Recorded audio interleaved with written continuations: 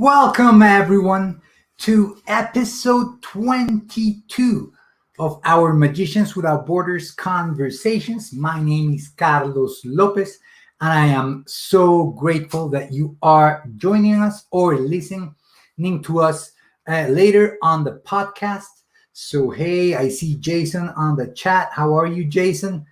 And today it's a great episode. I'm very eager for it to start because we have a wonderful guest. And I'm very honored to be speaking with her.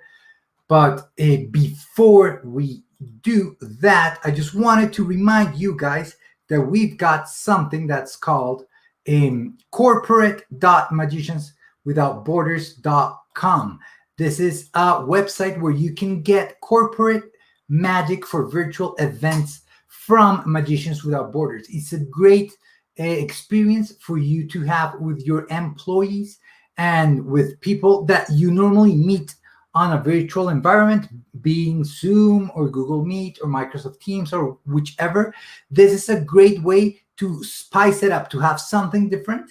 We have events that can be a 15-minute show, a half-an-hour show, 45-minute show, an hour show. And we also have workshops. So we have workshops where we can teach the attendees some magic that you can do with stuff you already have at home or in the office. So stuff like rubber bands, papers, clips, coins, bills. So it's super engaging, super fun.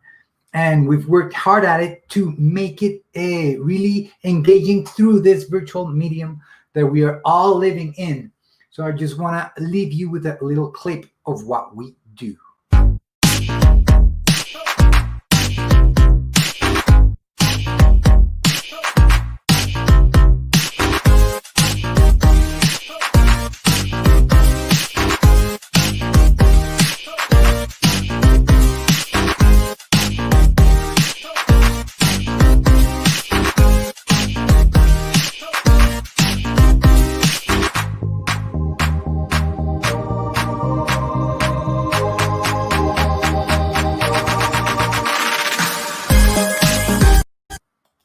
So remember, if you want that in your corporate event, please go to corporate.magicianswithoutborders.com for more information. So also, I wanted to say that next Wednesday, where we do our live show, we're going to do a mailbag episode, meaning that we will be answering your questions. So please feel free to send us your comments and questions to podcast@magicianswithoutborders.com or in our social channels. You can tweet them at magicianswb or in our Facebook page.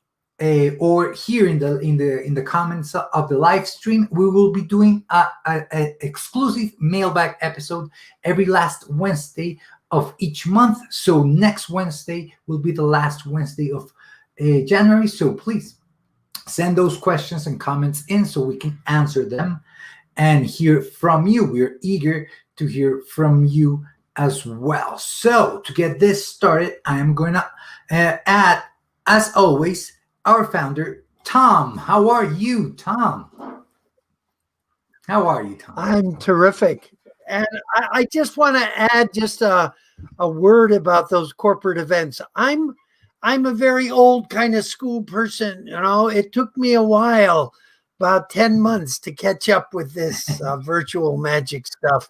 And Carlos has dragged me kicking and screaming into the 21st century. But we did, I don't know, 15, 20 shows between November and now, or before, between then and the first of the year. And I had such a wonderful time, but even more importantly, to see what a wonderful time the folks in the corporate audiences were having. And amazing performing at 12 o'clock at night for people in Singapore and at 6 o'clock in the morning. It was really wild and wonderful. I'm a true believer. It's great. Thank you, Carlos. I agree, Tom. It's been a challenge to adjust for everybody.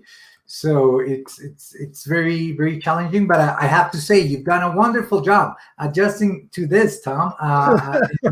Your magic that's so powerful with all that storytelling behind it. You do it wonderfully, and it does connect through this medium.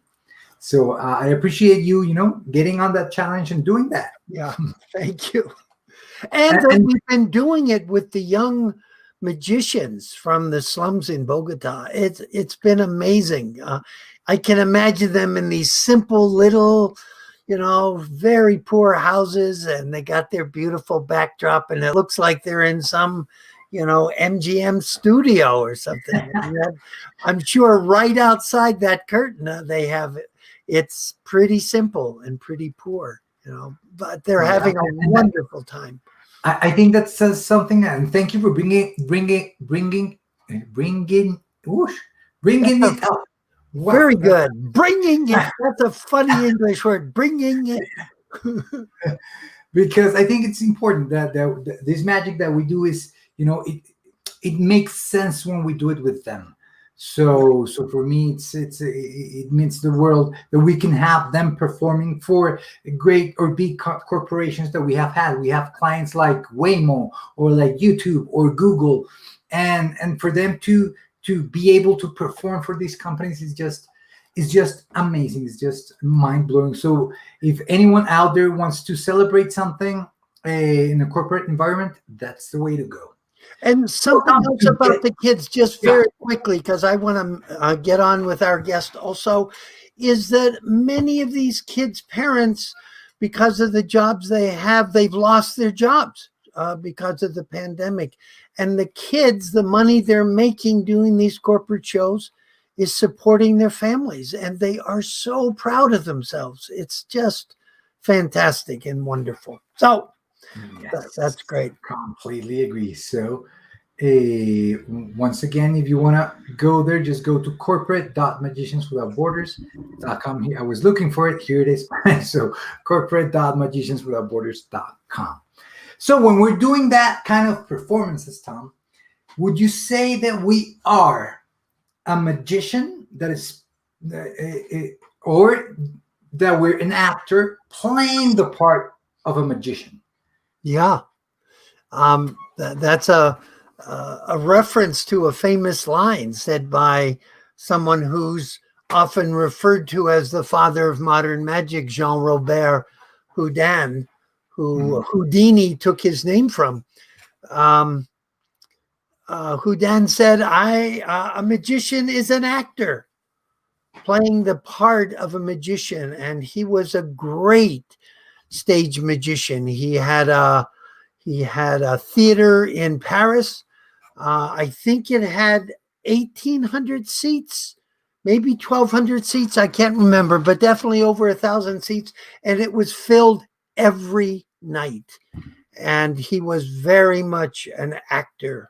And he thought magicians really needed to learn acting to be great performers. Yeah. I think that's a great debate, because I remember Juan Tamariz saying, that the magician needs to be the person, right? It needs to be an extension of you. Yeah. So it's kind of, two sides of the same coin. Like, you can be an actor just playing the role of a magician, or you can be yourself, out there, putting yourself out there doing magic. Yeah. So I think those are two different sides. But do you think it's important for magicians to add acting or to take acting lessons? I think it could only help their performing. Jeff McBride, who's on our board, is a strong, and at his Magic and Mystery School, he's a very strong on acting, on mime, on dance, anything that gets you into your body and more connected to the audience is so important. Yeah.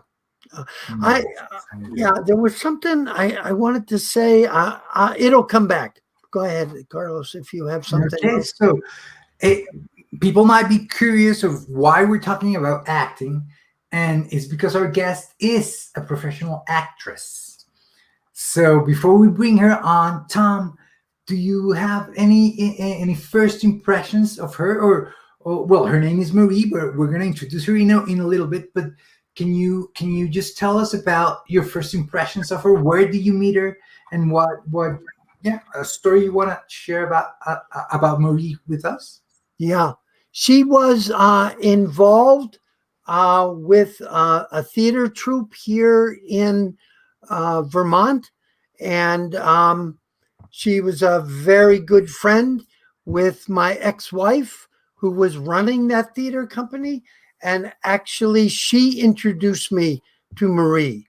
And my sense of Marie is a very alive person. You can tell she's really she's probably naturally that way, but acting really enhanced her sense of presence and vitality, and now she's teaching, and we'll get into that. And I think I taught for 40 years psychology at the colleges, and I think good teachers are performers, so she's still performing, I agree with that part. I think that teachers are also performers.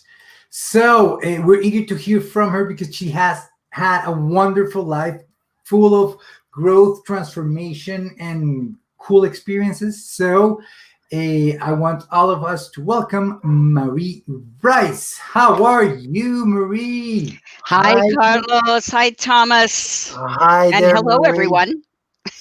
It's great. Yeah. Good to be here. It's great to have you here. Joining us. Very excited. I just want to,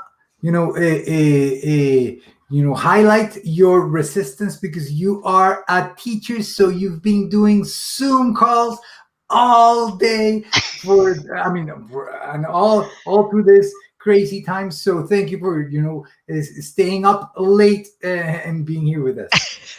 Yeah, my bedtime is usually around 8:30, 8 o'clock, 9 o'clock. Okay, we'll try to finish stuff like that. But anyway, I also really appreciate. I know how much time you spend with your kiddos on the screen every day. So I adding do. another hour, I'm very appreciative. Thank you. Thank You're you. more than welcome. Happy to be here. And something I'm really looking forward to learning things about you, because this is a kind of opportunity for me too, because I've known you for 42 years. 42 Wow. years. Yeah. Sweet Mother of God. It's I counted amazing. it. I counted it earlier today. I went, how long is it anyway? So Yikes. That's 42 years, wonderful. Tom. Yeah. And I'm sure I'm going to learn things tonight. So that's Well, great. maybe so. You were talking about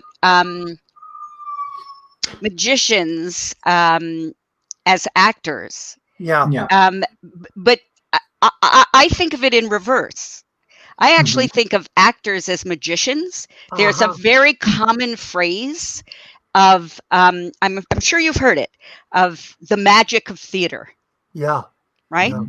So magic and theater are kind of intermarried or interwoven.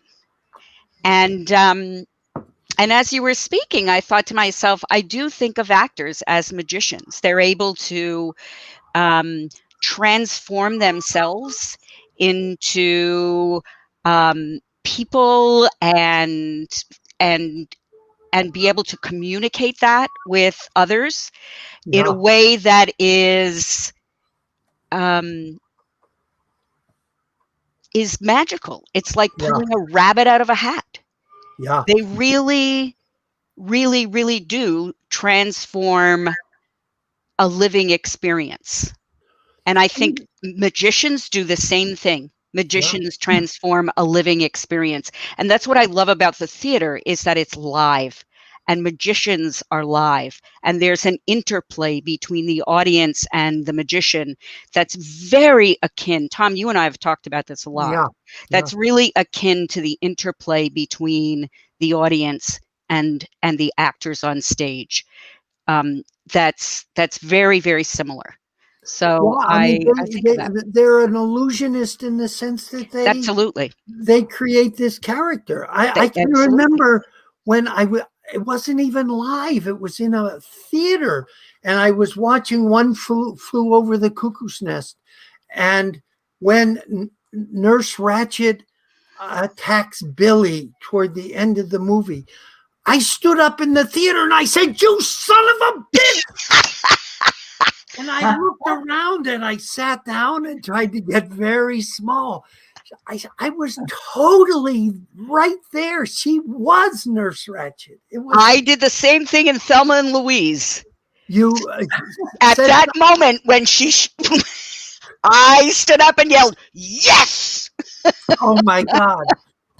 But I wasn't cheering for the act. I mean, I wasn't reacting to the actress. I mean, I was reacting to Nurse Ratched, It was amazing.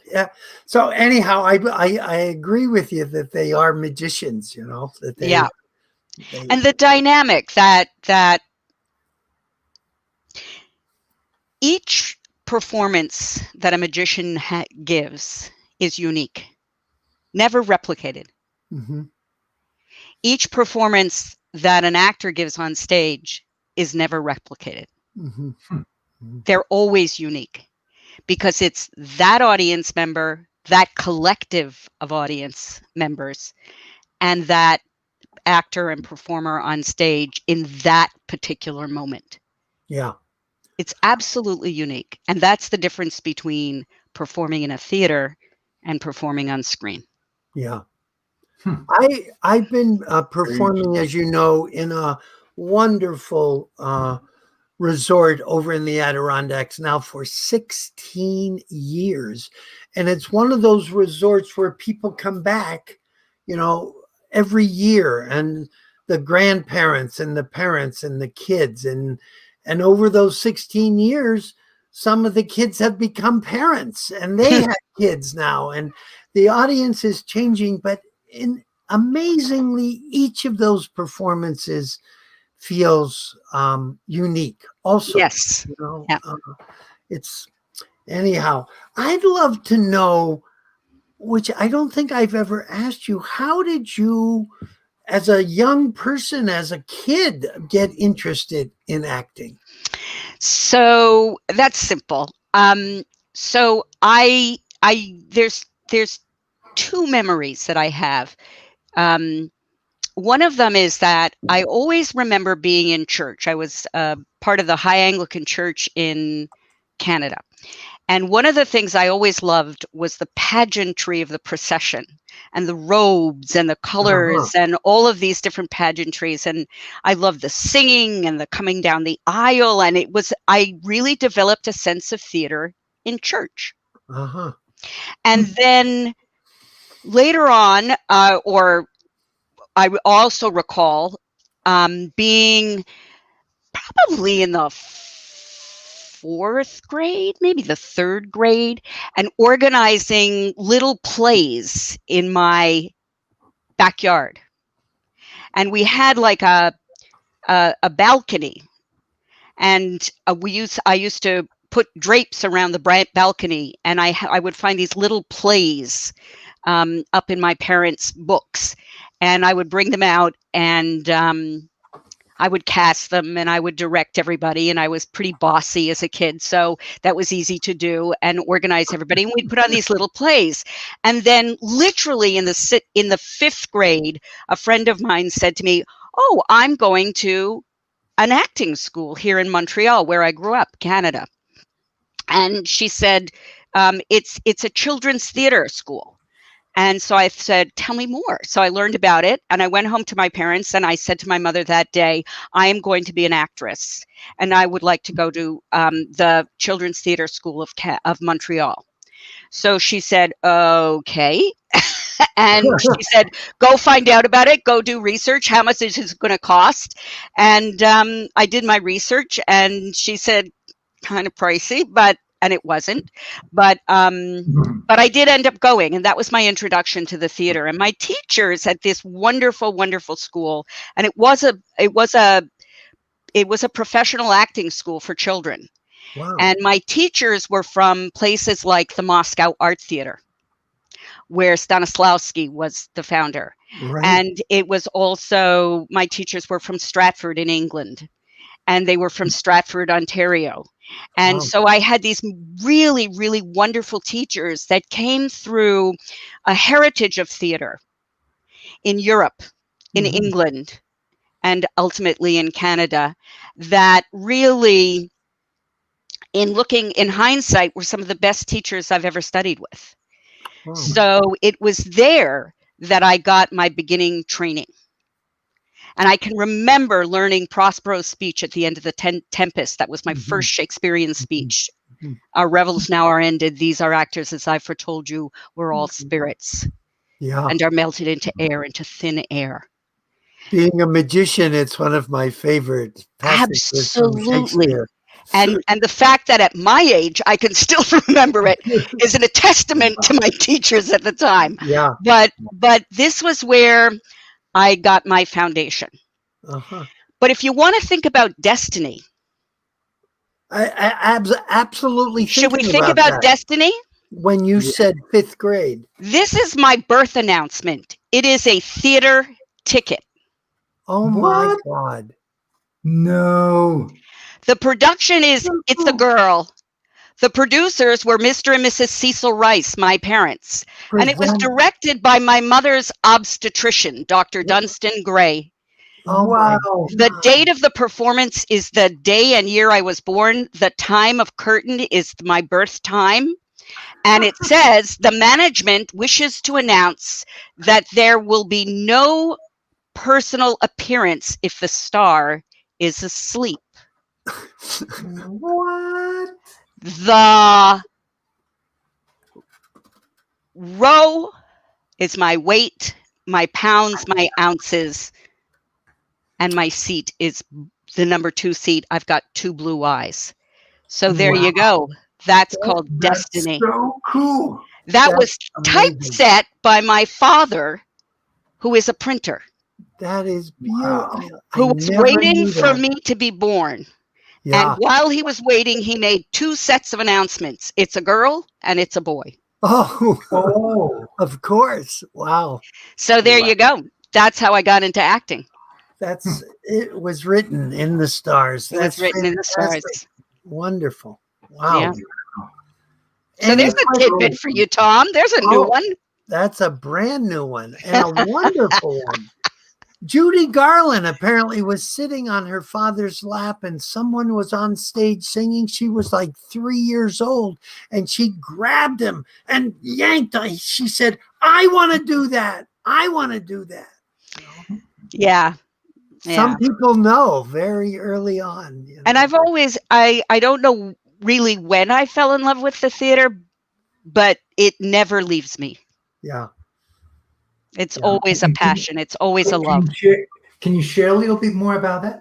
Like, if it's love, it might have, some highs and lows, and some, sometimes you fall out of love with it. Can you share a little bit more about it?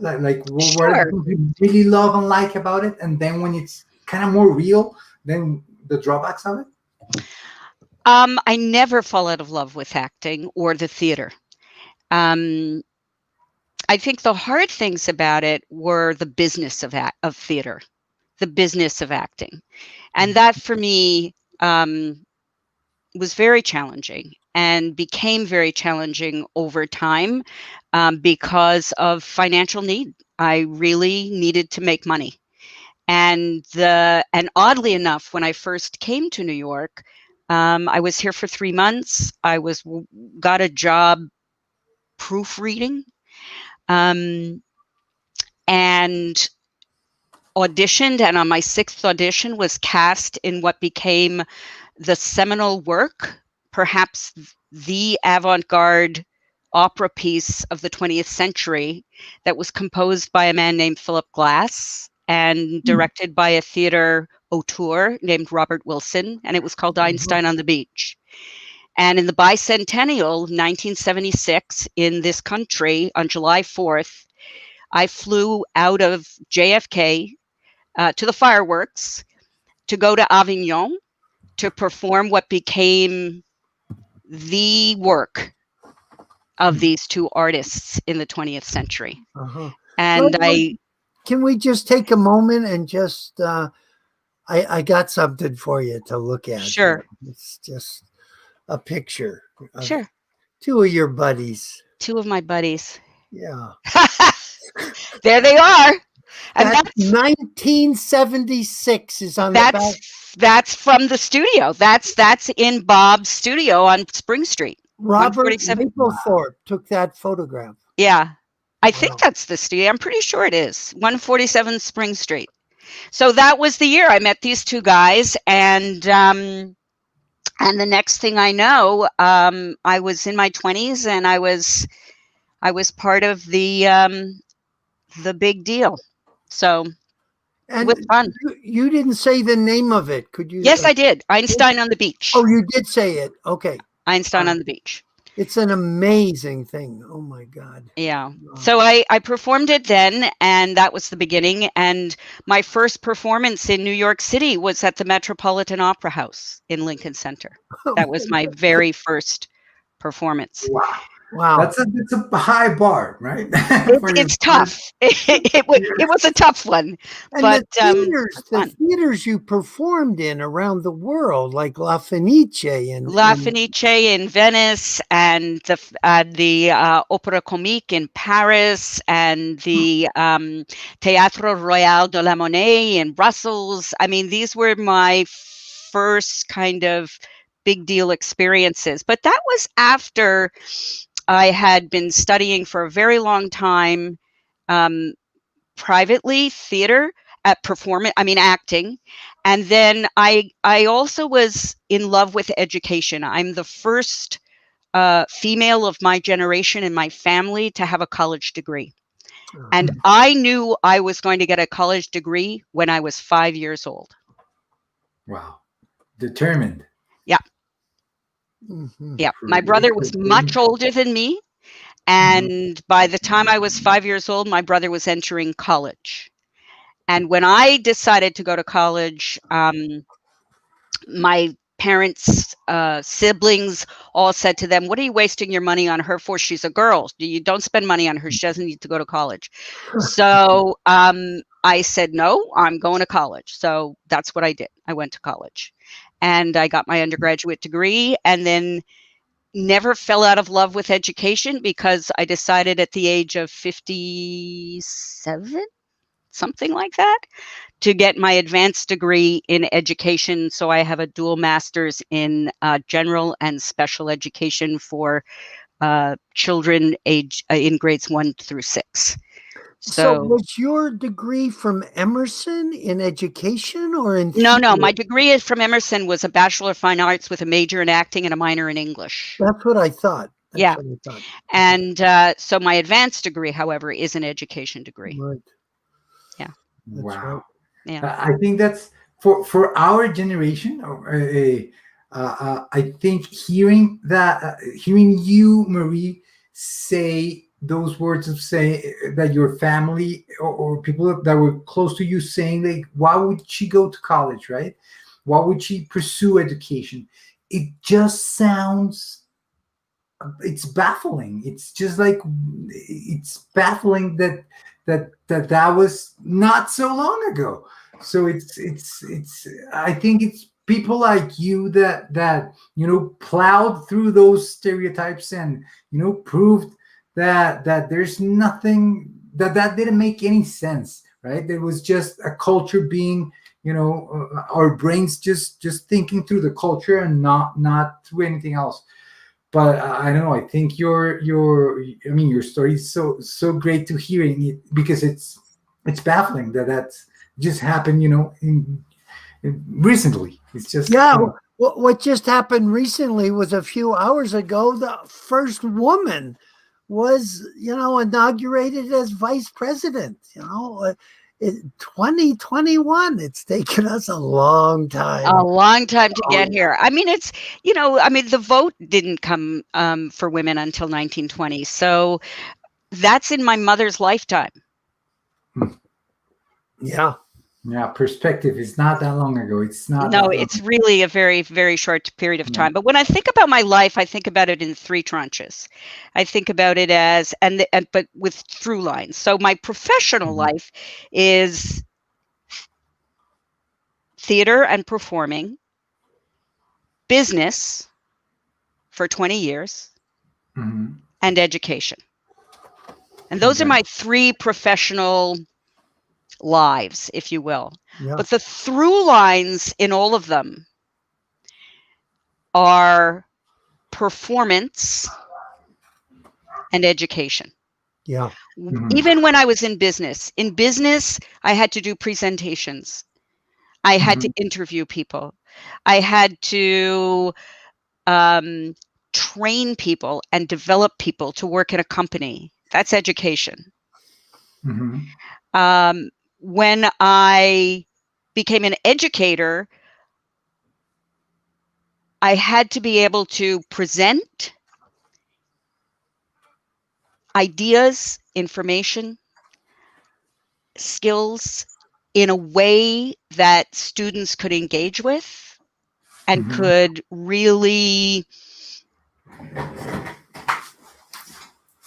live and learn. Yeah. So to me, all 3 tranches of my professional life drew on these passions of a love of performance, a love of acting, a love of communication, and a love of education. Yeah.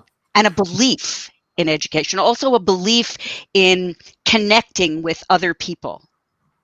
So when you're on stage, you're constantly connecting with other people. When you're a magician, you connect with other people. You connect with the people you use as volunteers. You connect with people that you work with in the audience. As actors, the same thing. As educators, you're connecting with students. One of the things that parents write to me about all the time is, I never worry that my child is going to be distance learning with you, because you will connect with them. Wow. And you will pull them in and you will engage with them. And so there's a sense of That's what a performer does. That's what an I wanted actor to does. ask you That's what a about that. magician does. I wanted to ask you about that because on such seemingly different parts of your life, right? And you say performance and education were always present. Do you feel that when you were no? Do you feel that in business you were performing sometimes when you were not sure of how to do it, or you were doing it for the first time, or did you go back to your performance education and formation in order to perform as a business person? Not sure I fully understand the question, but Okay, yeah, I'm trying to think it in English because in Spanish it does make sense. Let me try again. So, sorry. don't worry. So here we go. Why am I bringing this up? Because and I want to create some context here. I've got here a book that I just stood up to take. It's called Yes. At Work and Play by Vygotsky. Ray. So for people who may not be familiar, Vygotsky, it's a psychologist who believes that we learn by performing, right? Yes. So that when do we develop by performing, by in By Spanish, playing. and playing. Exactly. And actors are players on the stage. That's what Shakespeare would tell you, right? Mm-hmm. Yeah. And there's a firm belief in people like Vygotsky who developed this concept of the zone of proximal development for the exact moment of being able to learn. Tom, you know much more about it than I do, but in any case, I think that play, and the theory in education is that play is the way all human beings learn. Mm-hmm. You learn as a child through play. Everything. Yeah. Yes. I think adults learn through play. Yes. Mm-hmm. I truly believe that we learn best through play. And I think I live that every day with my students. I mean, play has so much to do with the imagination, Yeah. and imaginary playmates, or the way you created plays and all of that. And it feels like Einstein said, imagination is more powerful than knowledge. Because all knowledge begins. That's where it begins. I mean, Einstein's great thought experiments when he would get on those trams in Switzerland and imagine they were going 100 miles an hour, 1,000 miles an hour, and pretty soon they were going the speed of light. And he imagined all that stuff before he wrote it down. Then he just proved it, what he imagined. And imagination and play are so connected. So human. So human. I agree. And I think it's something that through formal education or through just life, we get disconnected from it, right? We get disconnected from that experience of just playing and the whole development that comes from playing and you just get disconnected. And I want to take this, this sense of the importance of play and the importance of performing to the work that you did with us, with Magicians Without Borders. But before we get into it, I wanted to ask you, when did you hear about Magicians Without Borders, or how did you learn about Magicians Without Borders, and what were your first impressions of it? So when is impossible for me to pinpoint because of my relationship with Tom. Mm-hmm. And who did I hear it from? He's right there. So I don't even know when was the first time you talked about it to me, but I've known about it since its birth. Yeah, I think you probably knew about it before we actually, when I was still formulating it. Absolutely. When you went on that first trip. Yeah, and I came back and I just had this idea, and I wanted to take a year leave of absence from teaching. Oops. Oops. And that's gone on now for 20 years. But I had to say that to myself because I had to give up my identity as a college, as a, that kind of teacher, that was who I was, it wasn't just something I did, No. and to let go of that was a big thing. So I talked about it. I'm sure I talked about it with you as I was formulating what it might be, Right. So, what were your impressions, Marie, when Tom shared those ideas or that? Well, Remember? I knew about him being a magician. I'd seen a number of tricks over the years. So what was my impression? To be honest, I was saying to myself, oh, there goes Tom. He's off on another adventure. So, yet another one of Tom's many lives. Here we come. Yeah. What I've always said to myself is I've had these 3 paths in my life as a psychologist, as a teacher, and as a magician. And sometimes I did a lot of teaching and not so much psychotherapy and maybe a little bit of magic. And then sometimes I did more magic. And they were 3 parallel lives. And when we founded Magicians Without Borders, I felt like all 3 of those paths came together because I feel like I'm definitely the magician. We do a lot of teaching of kids magic, and the kids we work with, you have to be a psychologist sometimes to work with them.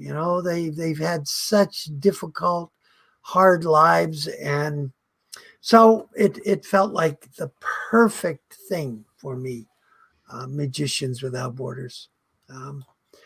I'd love to talk about how you got, once we got going, and we started about 7 years into it. We started. 5, I think, or roughly that. Whatever. What year was it? About? Do you know? When I first went down to El Salvador? Yeah, I'm thinking when we started teaching the kids.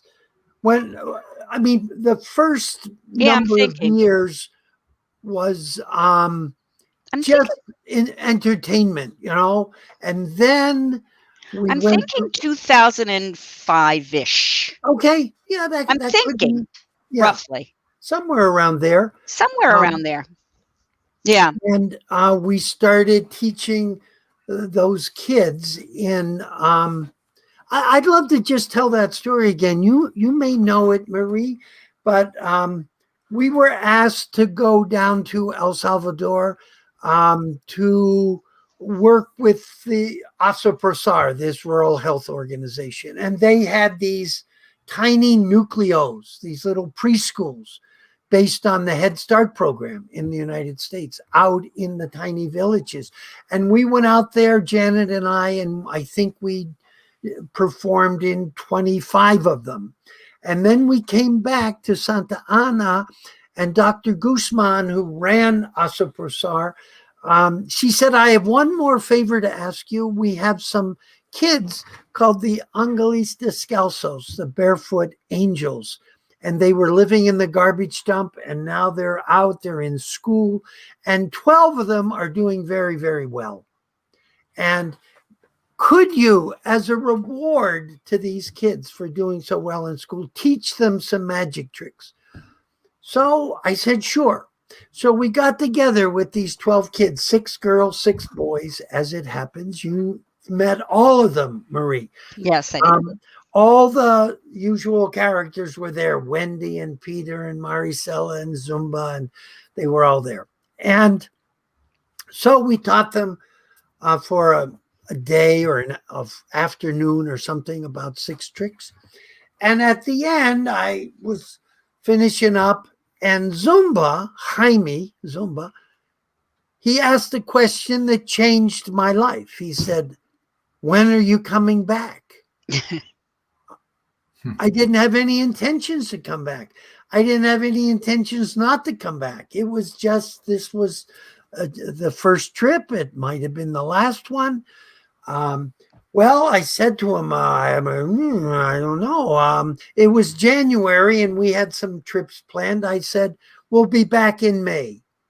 And I think I've been to El Salvador now 30 times, and that question, when are you coming back, was just a great life changer, And then we started working with them, and we would go down and we'd have these 2-3 day, what I made up a word called campamentos. I think I made it up.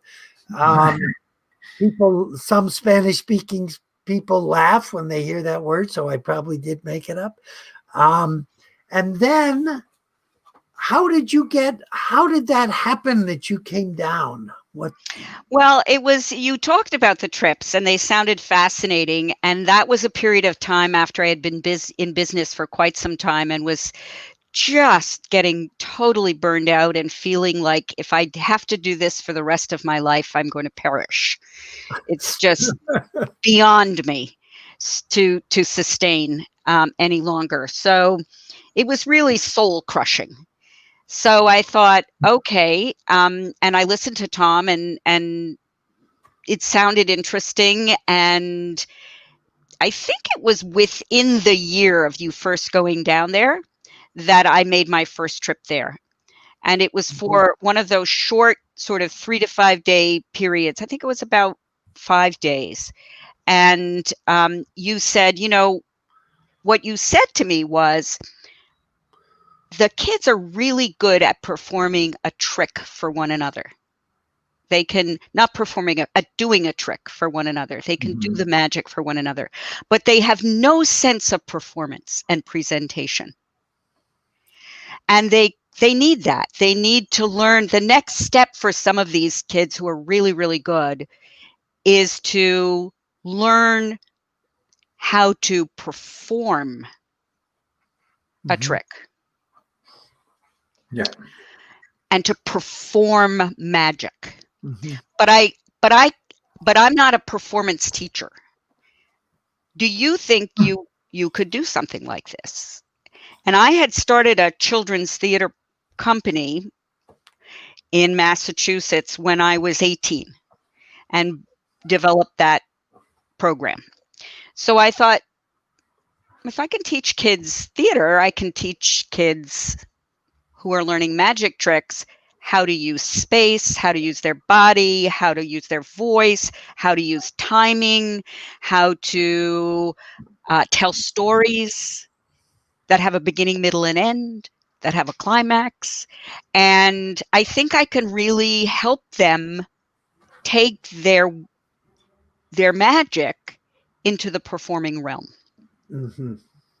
So I thought about it, and on my next vacation, I said, when are you going down next? And I planned my vacation around that.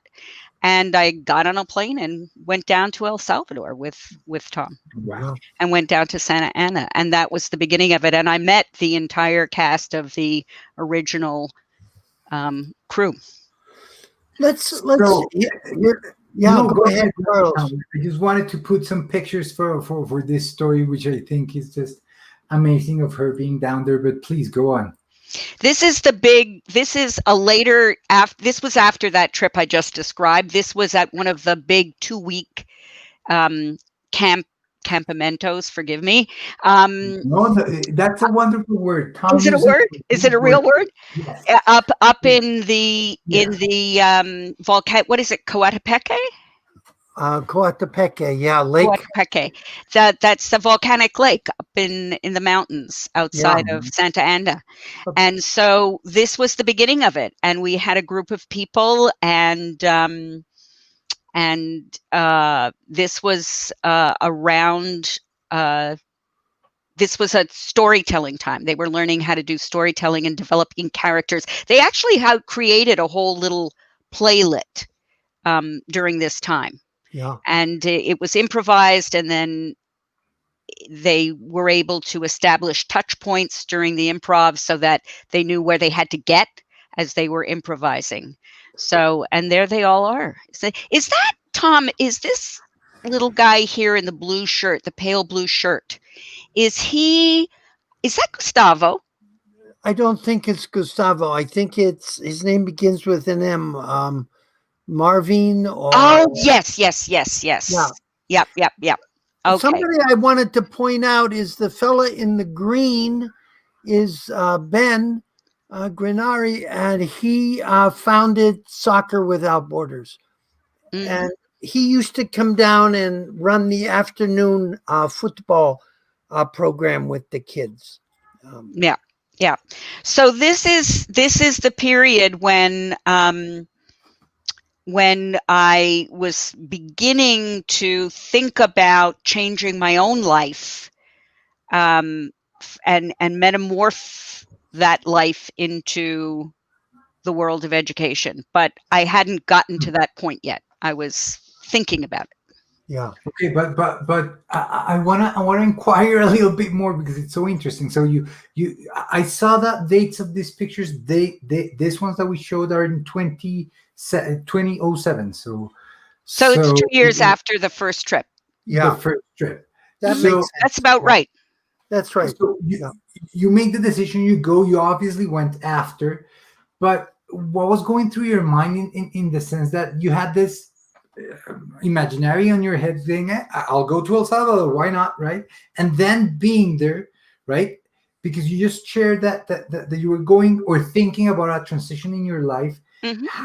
How was the expectation versus the reality? So you said, yes, I'm going to go to El Salvador, and then you're there. Like, how was that, the expectation? I don't think I had any particular expectations.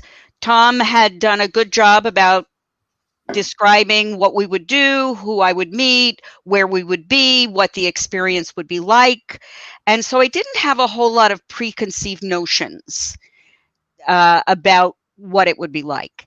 Mm-hmm. The first thing that struck me as being a little bit that I was taken a little bit aback by, even though I intellectually knew it, was getting off the plane and seeing the big rifles.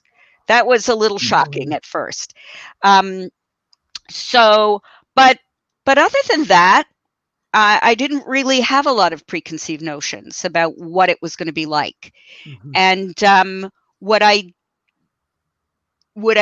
did hope, and that it did come true, is that the children were absolutely ignited. Mm. They were so interested and so motivated. There was no dragging them to drink the water. Look at their faces. They were committed. They loved it. They wanted to do it. They worked so hard. They really embraced us. Yeah. And so it was just delightful. I mean, sometimes life got in the way and screwed around with them a lot, and sure. That's kind of where the whole idea for a scholarship fund began to germinate. I wanna get to the story at the chicken place. But could you just put that picture back? I just can't stand looking at Zumba. Look at those faces. And Peter. And they ended up becoming amazing performers. Amazing performers. And they did a routine together with the ball and vase that was just spectacular. It was really, really wonderful. And I think you helped them develop that. You know what was wonderful about them? Is when you started getting them writing stories, for and the raconteur in them came out. Oh my God! These children loved to tell stories. I thought they were the most amazing storytellers and writers that I had ever been around at their age group. Even Zumba's little brother William was an amazing storyteller. Storytellers, I mean, some of them were so elaborate. I gave them a task once of writing their stories. They would come back with 6 pages, one trick. Wow. I mean, incredible, elaborate characters, extraordinary stories. Remember, Tom? Absolutely. Just amazing. So, you know, what a joy, what a pleasure to teach. You gave them the gift of acting and storytelling and learning how to actually, as I like to say, they knew how the trick was done. They didn't know how to do it. You know? Right. They knew how it was done, but they didn't know how to do it. Right. And you really, really, really taught them how to perform the magic, you know, and communicate with an audience. Yeah, Where is my body in space? How do I hold it? Do I hold it like this up in front of my, where do I put my hands at what point? Yeah. So theater is really about time and space. And Absolutely. Robert Wilson taught me that. Yeah. Mm-hmm. But I know anyway. we're getting a little short on time here. Sure. But something else Marie taught me, and I think just tell the story. We're at Terminal, which is this really, really difficult, rough area, pretty much run by MS-13. And there was this little sanctuary space where the kids used to come after school and do their homework and work with the little kids and play soccer and basketball. And we did some campamentos there, little ones. And it was right next to the market where many of them worked and where many of their parents worked and their grandparents had worked. Right. So very, very close to the inner city Santa Ana marketplace. And one day we took them to a little nearby Pollo restaurant, just a little fast. Just around the corner. Place around the corner. And what happened in there? Well, what happened was that I was listening to them speak and it was, and we always had an interpreter because unfortunately I don't speak Spanish. And neither did Tom. So we were sitting around the table talking, and I don't know, it just occurred to me that I wondered what their dreams were, what they wanted to be when they grew up. Mm-hmm. All these shining faces. So I asked them, what do you want to be when you grow up? And we went around the table. And the most extraordinary dreams came out. One young woman said, without a hesitation, without a moment's hesitation, said, I want to be, I am going to be a nurse. Another young man said, I want to be an accountant. Shocked me. Was that Walter? That was Walter. And there were some conversations around, I want to be, you know, what you would think a preteen or a teenager might say, I want to be a movie star, I want to be a this, I want to be that. Airplane pilot.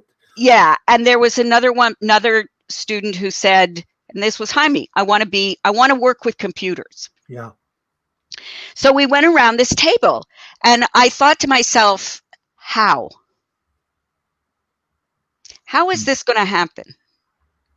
In El Salvador, you have to, I think it's the last 2 years of high school, you have to pay to go to high school, even a public school. And it was something like $460. It was $200 or $460, something like, it was $400 in the $400 range. $230 for something half like that for half the year. Yep. So that's that first impossible. So that's the first hurdle of life that's presented to these children in terms of getting in the way of their dreams. And then I thought, a nurse, that's a pretty intense education. How is that going to happen? So I just didn't know how it would happen. And then on another trip down, I remember coming into this compound, which had all this concertina wire around it, and it was big metal gates, and we were kind of driven in, taken off the trucks, and we were safely there, and the gates were closed. So I remember getting there for the first time on that particular trip.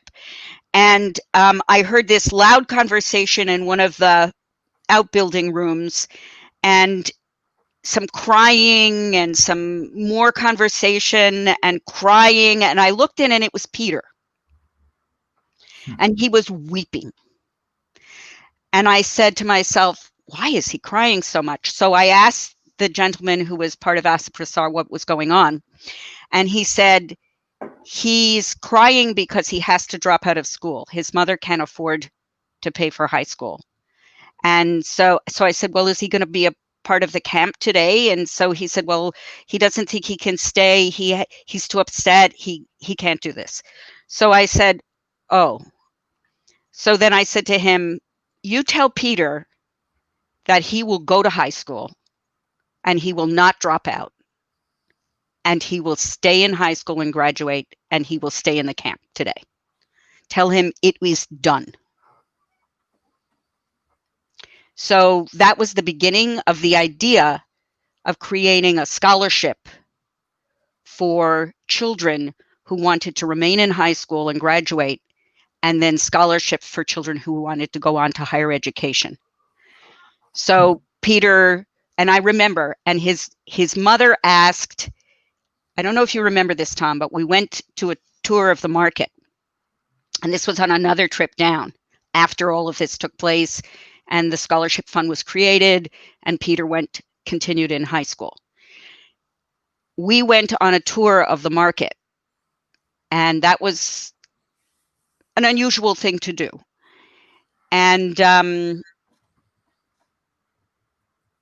his mother asked to meet me, and she brought me a bag of apples. I do remember that. To say thank you. Best apples I've ever eaten in my life. Oh boy. Boy, oh boy. Do you think, Marie? How do you like them apples? Yeah. Do you think that impulse of wanting to help Peter and potentially others jump that hurdle had something to do with what you shared earlier on how education was maybe or was also a hurdle for you? Absolutely. When you were exploring options to move forward with education? Absolutely. And also a deep understanding that, opportunities for magicians to earn their living in El Salvador might not be plentiful. Yeah. And there might be other avenues that will help not only them, but their families to change their lives and recover from generations of poverty. So my little pal Wendy, who ended up going to nursing school and is now an RN in geriatric medicine, she was a recipient of advanced scholarship for advanced education. And so Wendy's the one who said, I am going to be a nurse. And she is a nurse. And when she said that, she was making, I think, like $1.25 selling beans in the market with her mom all day. Yeah. And her mother, no money. She had no money. Yeah. And I think I'm not sure about this, but I think it's possible that she helped her mother actually buy a house. She did. She did. Yeah. So, and also her sister was in school to become not an RN, but like a nurse's aide. An LPN or something. An LPN or something like that. But her sister got pregnant and had to get married and dropped out.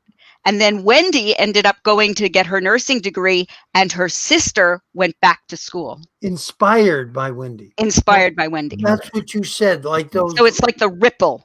ripple, in the, and I just want to say, Peter, these kids, they just work so hard. Peter used to work from Make bread. 9 o'clock at night till midnight, making 100 loaves of bread, out of flour and water and salt. And they would sit all night and rise. And then he'd get up early in the morning, bake those loaves of bread.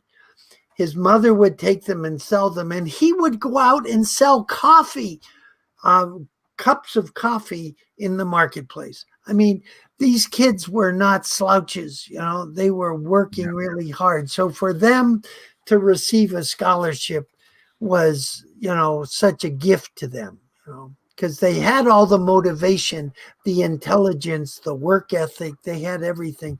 They just didn't. They needed the opportunity. They needed the opportunity. Yeah.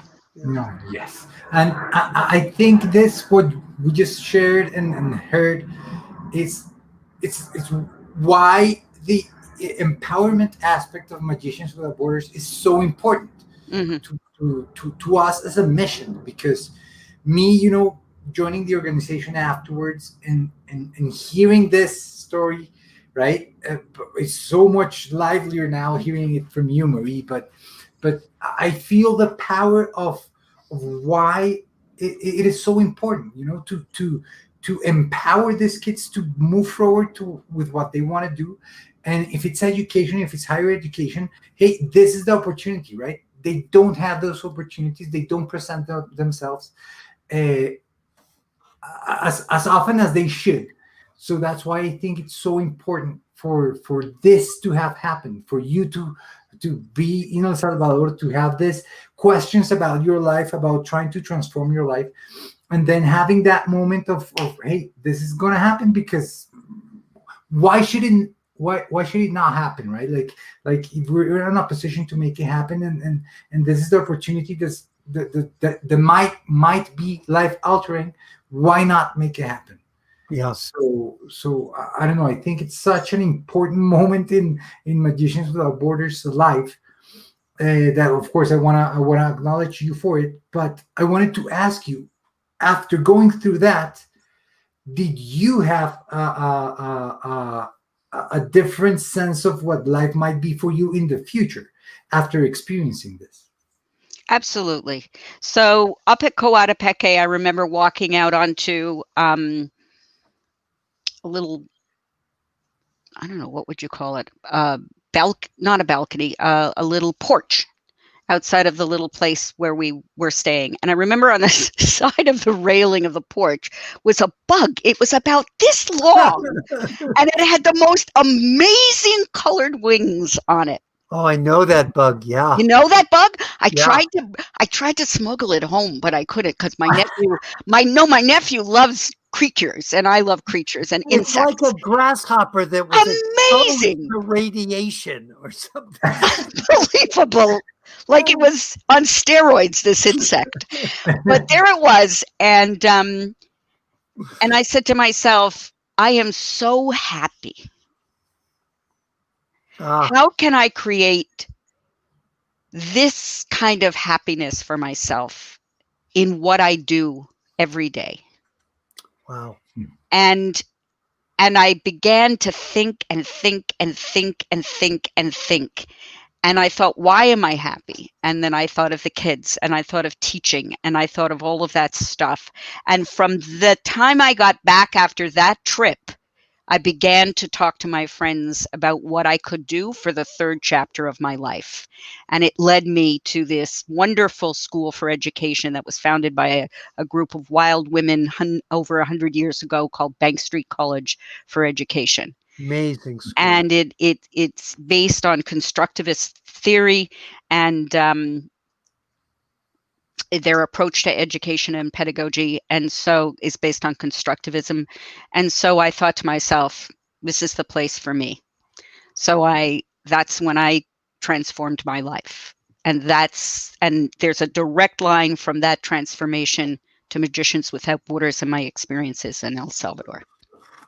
And that was a long, long process going. Very to long Bank process. Street, going to Bank Street. Painful.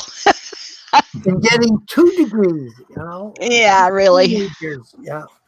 So there you But, go. Marie calls me now, or I call her, and I listened to her for 1 hour talking about her kids and her teaching. She's just on fire. It's just such a joy. It's great.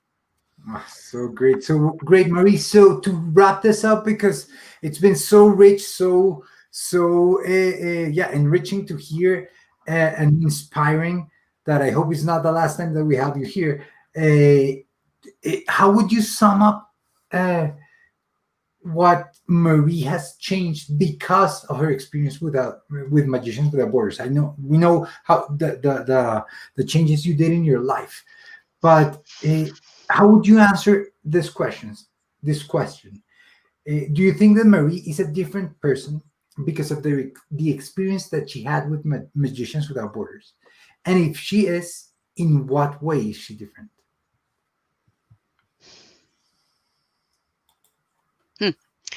I don't know if I'm a different person, but I think what I got from Magicians Without Borders was courage. Mhm. It takes courage to change your life. Oh, Yes. And so I think what Magicians Without Borders enabled me to do was an act of courage. mm, And without that, I don't think I would have ever done it. Without him, I wouldn't have done it. yeah. Thank you. Yeah. He is both to blame and he is also to be thanked for the transformation. I heard someone say today, Joe Biden's chief of staff when he was vice president. He said, Joe Biden is the luckiest man in the world. Joe Biden is the most unluckiest man in the world. And that's, I'll take both. No arguing on that one. I'll take all the blame. And Ooh, did he get handed something? yeah. So, Hey, Marie, this was amazing for me personally. I just wanted to deeply me thank you. too. You've been a boost in Magicians Without Borders mission, and also an inspiration for people that hear your story. For me also, because that shift on your life, it takes a toll. It's hard. You get not only inside you but also outside. Like, I cannot imagine how your family and friends, they reacted to it, which might, I'm sure it was not lightly, and you inside as well. So I loved how you put it, that's an act of courage, and the Magician Without Borders gave you courage. So I just wanted to say thank you so much for what you've done for Magicians Without Borders, for the lives of these kids that you've helped through the establishing of the Magicians Without Borders Scholarship Fund. So just thank you once again for being a part of our story. Thank you. It's such a blessing having you in my life, Marie Rice. Thank you. I love you. Back at you madman. Back at you. Thank you. So everybody, Good thank night, you for everyone. being here. Yeah, Thank if you you very enjoy much. listening to this and you enjoy the fruits of our work, please consider donating to Magicians Without Borders. You can do it on our webpage, magicianswithoutborders.com/donate, and we can keep on making this kinds of transformation happen in El Salvador, in the States, and in the lives of people like Marie and like Wendy and Peter. So thank you so much for being here. And have a great night, Marie and Tom.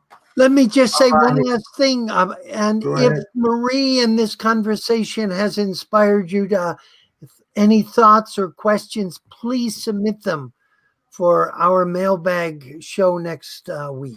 Okay. Wonderful. Awesome. Good night, Yes. everyone. We would Good love night, to Marie. answer Thank those you. questions Mwah.